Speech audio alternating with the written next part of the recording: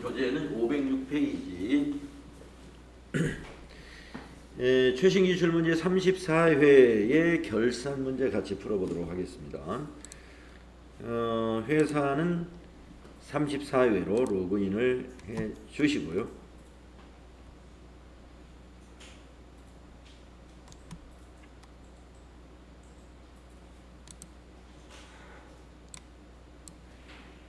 드림전자로 로그인을 해주시고, 네. 지금 최신 버전 업데이트 하나요? 아, 하십시오. 네. 근데 로그인 하려고. 자, 그래서 드림전자 34회 기출문제로 준비를 했습니다. 프로그램 실행해 두시고 우리 교재에 결산 문제를 한번 보도록 하겠습니다.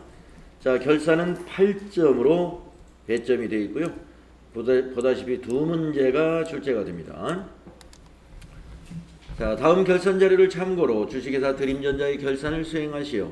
단 제시된 자료 이외의 자료는 없다고 가정합니다. 그랬습니다. 기타 결산 정리사항 수동 결산해라 하는 거죠. 여러분, 수동 결산이라는 것은 일반 전표에다 하라 이런 의미고요. 그러면 일반 전표의 날짜를 며칠로 하느냐, 결산 수정이기 때문에 12월 31일자로 입력을 하시면 되겠습니다. 자, 자료 설명을 보니까 2월 28일 날 현금 시제 불일치 금액을 현금 과부적으로 회계 처리를 했었는데, 기말 결산 시 현금 과부적 원인을 조사한 결과 주식회사 정진 상사의 단기 대여금에 대한 이자로 확인이 되었답니다. 이자 수익이었는데 아마 그때 현금이 남았었나 봐요. 자, 결산 정리분기를 입력하시오.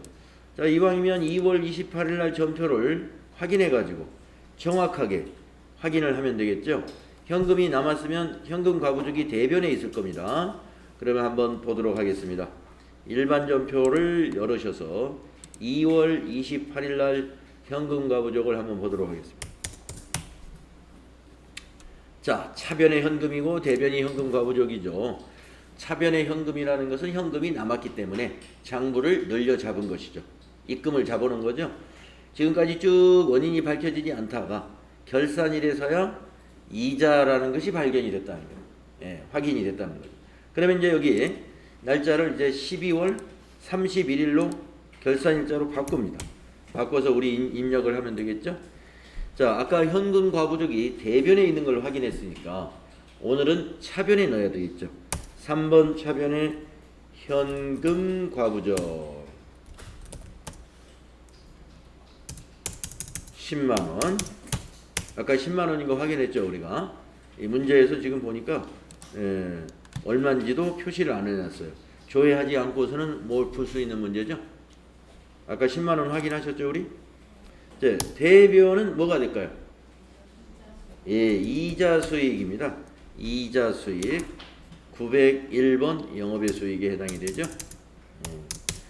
그래서 결산일 날 원인이 안 밝혀졌을 때는 이때 대변이 그냥 잡이익으로 수익을 잡습니다만은 지금 원인이 밝혀졌습니다. 그래서 이자 수익으로 해주시면 되고요. 여기서 이제 문제에서 거래처가 정진 상사다라는 거래처를 주긴 했는데 거래처를 입력할 계정 과목은 없어요. 그래서 우리가 채점을, 이건 이자 수익에 대한 채점을 하지는 않습니다만은 혹시 뭐 여유가 된다면은 여기다가 정진 이렇게 해줘도 뭐 더 좋겠죠. 이렇게 해주면. 그러나 이거 넣지 않아도 괜찮습니다. 수익, 비용 이런 부분에 대해서는 우리가 거래처 채점하지 않고요. 채권, 채무, 예금에 대해서만 거래처를 채점하고 있어요.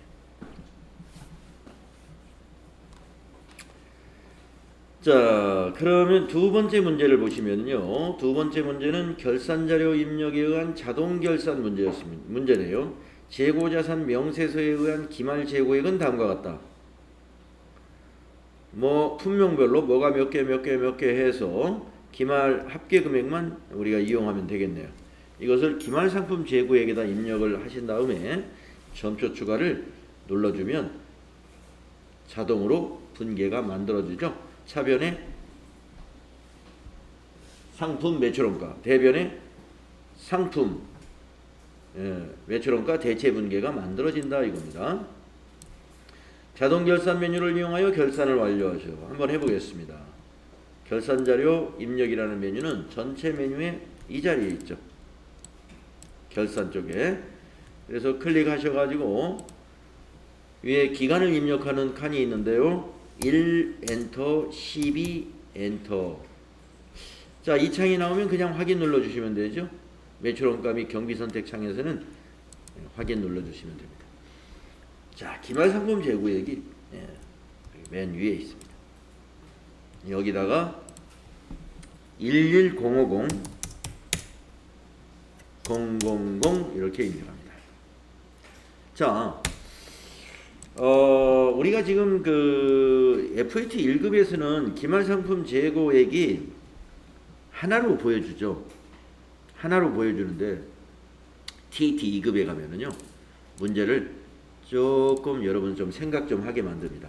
옆에다가 뭐를 하나 더 만드냐면은 딱 쳐가지고 이게 기말 금액이 만약에 이게 장부 기말 금액 이래 놓고 옆에는 실재고 금액. 그러니까 실제 재고 조사를 했더니 차이가 나더라 하는 거예요.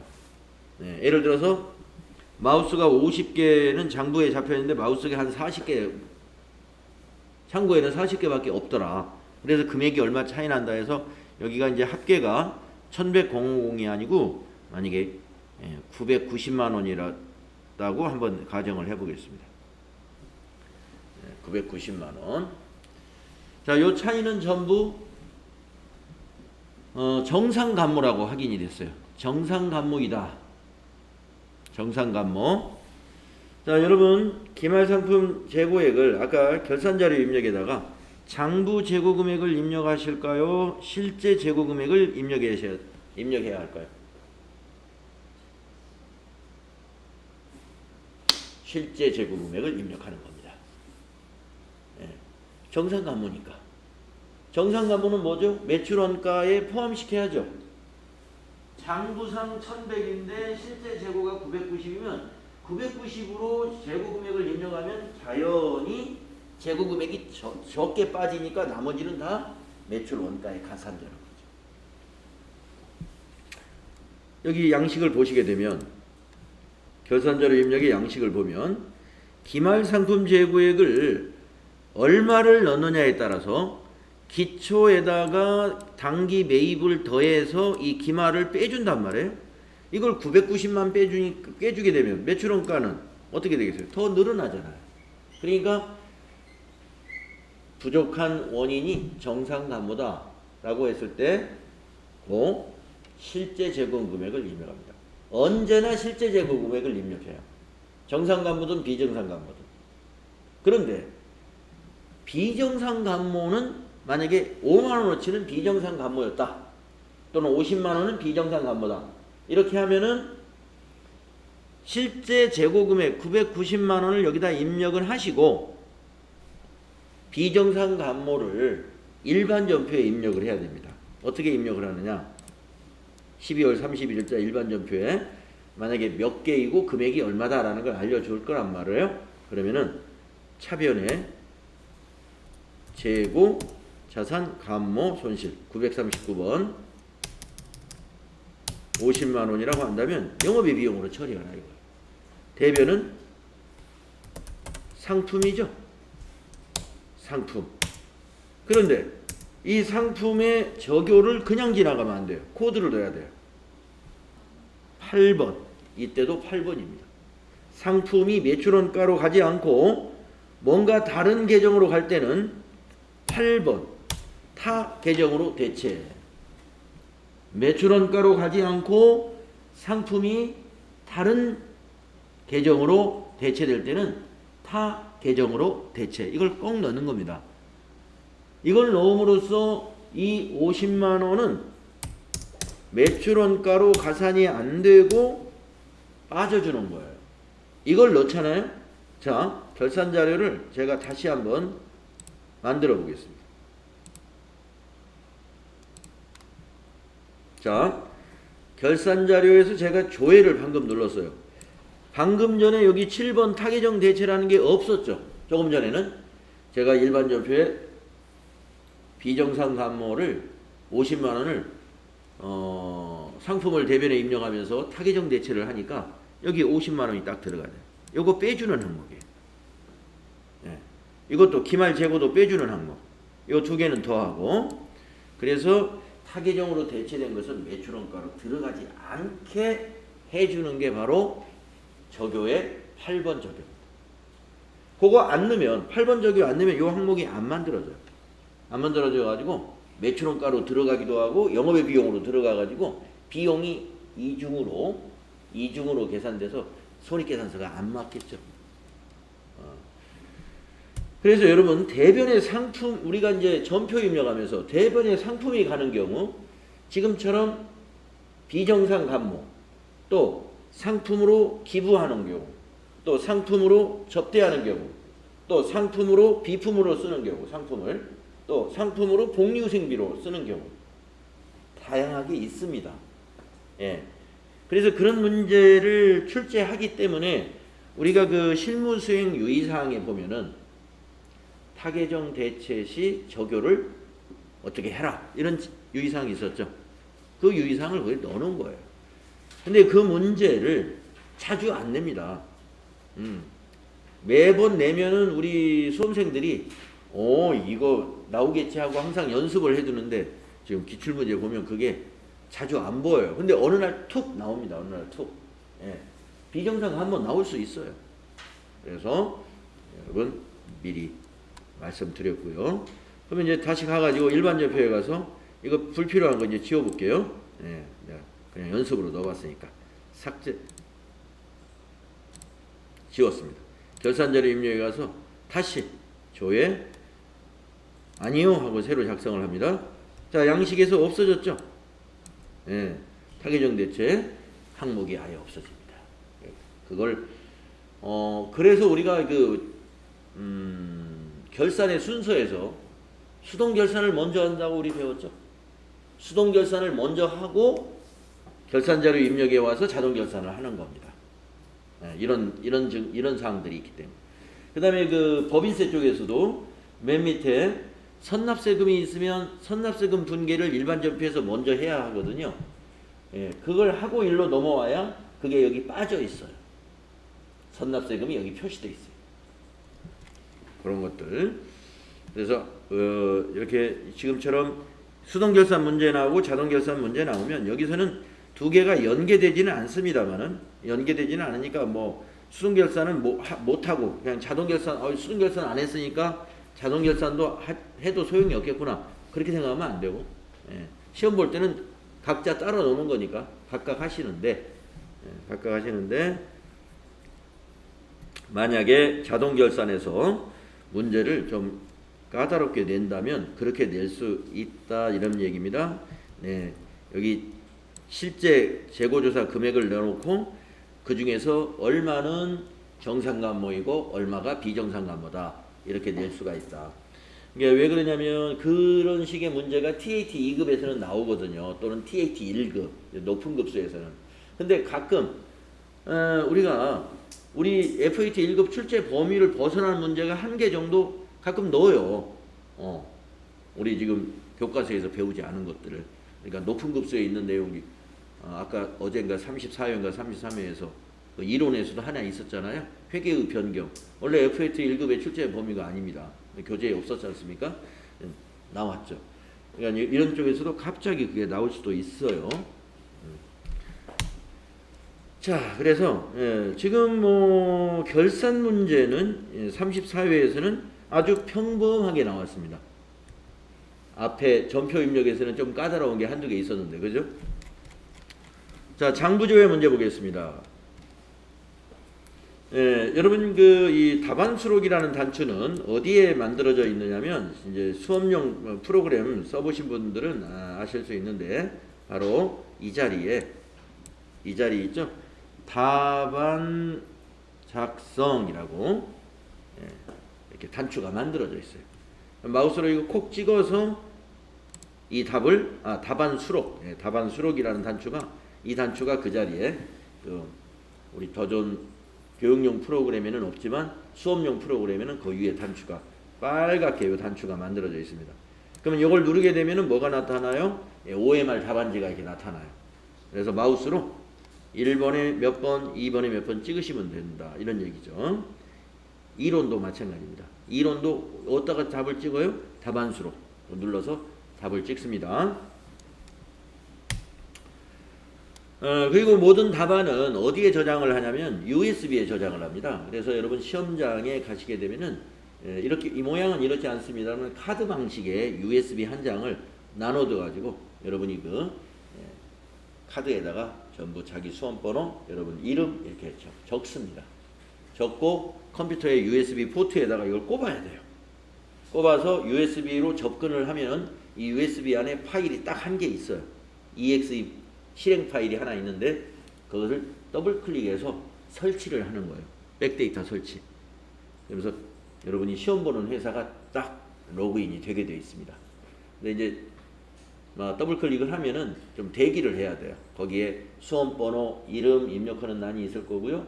마지막에 감독관 번호라는 입력란이 있다는 거죠. 감독관이 시험 시작 전에는 그 번호를 안 알려줘요. 프로그램을 못 열도록. 그래서 시간이 딱 되면 칠판에다 적어드립니다. 그럼 여러분이 그걸 딱 입력하면 이렇게 메뉴가 딱 뜨게 돼 있어요. 그때부터 이제 시험이 시작되는 거고, 답안 수록 눌러가지고 뭐 번호도 이렇게 OMR로 딱딱딱 필기 15개, 그 다음에 지금 정보 검색하는 문제 딱딱 찍었단 말이에요. 그러면 거기에 메뉴 중에 저장이라는 단추가 있어요. USB의 저장. 그거 꼭 눌러주는 겁니다. 맨 마지막에 한 번만 눌러도 되는데 중간에 한 번씩 눌러주는 것도 좋은 거예요. 왜냐하면 컴퓨터이기 때문에 만약에 하다가 어떤 비상사태가 발생할 수도 있지 않습니까? 그러니까 중간에 저장을 해 두게 되면은 내가 자리를 옮길 때도 그때까지 저장된 거는 그대로 백데이터를 가지고 갈 수 있죠. 네, 그래서 아마 여러분들이 또 ITQ 시험도 보신 경험이 있는데 ITQ 시험은 그냥 하드디스크에 저장해가지고 그냥 전송을 하잖아요, 감독관한테. 네, AT 시험은 USB에 저장을 해가지고 맨 마지막에 일어날 때는 USB에 또 한 번 맨 마지막으로 한 번 마지막 저장을 해야죠. 그래가지고 이걸 빼가지고 감독관한테 USB를 전달해 줍니다. 그러면 감독관이 자기 PC에 꼽아가지고 열어봐요. 저장이 됐는지. 그래서 저장이 됐으면 네, 수고했습니다. 가시라고 그러고, 저장이 안 됐으면 다시 가서 저장하는데, 그래서 일어나실 때 컴퓨터를 완전히 끄고 나오지 마시고 그냥 그대로 프로그램 이거 닫지 마세요.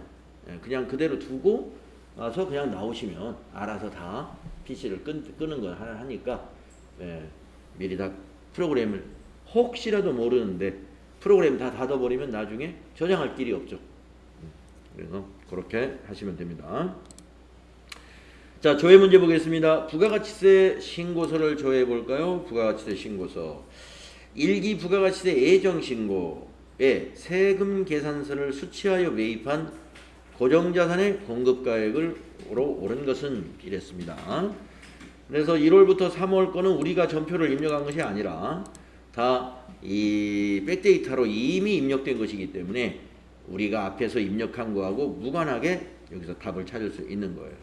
자, 그러면 부가가치세 신고서를 가는 거죠. 가셔가지고 1월부터 3월을 검색하는 거죠.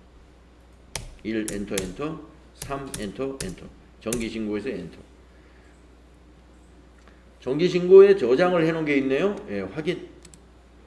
자, 고정자산 매입을 물어봤죠? 여기 있죠. 고정자산 매입.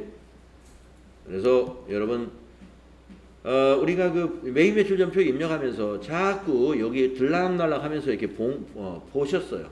그렇기 때문에 여러분이 고정자산 매입이 어디에 있다 하는 거, 그 위치를 대략 알 수 있습니다. 그래서 쉽게 찾을 수 있을 거예요. 그래서 답은 125만원 2번이 답이다 하는 거예요. 공급가액을 물어봤으니까 여기가 되겠죠. 금액란이 공급가액이니까요. 2번이 답이다. 그래서 답안수록 눌러가지고 2번 콕 찍어줍니다. 그 다음에 재무상태표 조회 문제. 3월 말 현재 현금이 현금성 자산의 금액은 얼마냐. 여러분 재무상태표를 3월 말로 조회하시는데 이것을 보고용으로 보셔야 됩니다. 자, 그러면 재무상태표가 어디 있느냐. 예, 재무상태표 여기 있죠. 결산 및 재무제표에 3월 말이니까 3만 입력하시면 됩니다. 엔터 하시고 제출용으로 보면은 몇 개를 더해야 되니까 현금, 당좌예금, 보통예금까지 더해야 이게 현금성 자산이지 않습니까? 그러니까 그렇게 더하지 마시고 제출용 누르면 현금이 현금성 자산 313-487-640 하고 나온단 말이에요. 그래서 3번이구나. 그래서 3번을 딱 체크해 주시고 나중에 답안수록 눌러서 2번, 3번 이렇게 클릭해 주시고 저장하시면 됩니다. 네, 우리가 이제 앞 시간에 전표 입력하는 것까지 결산 이전까지는 이제 쭉 했는데 결산 이전의 문제에서는 조금 까다로운 문제들이 몇 개 있었던 걸로 기억을 합니다. 근데 결산과 장부조회 문제는 아주 순탄하게 출제가 된 것 같고요. 편하게 할 수 있었습니다.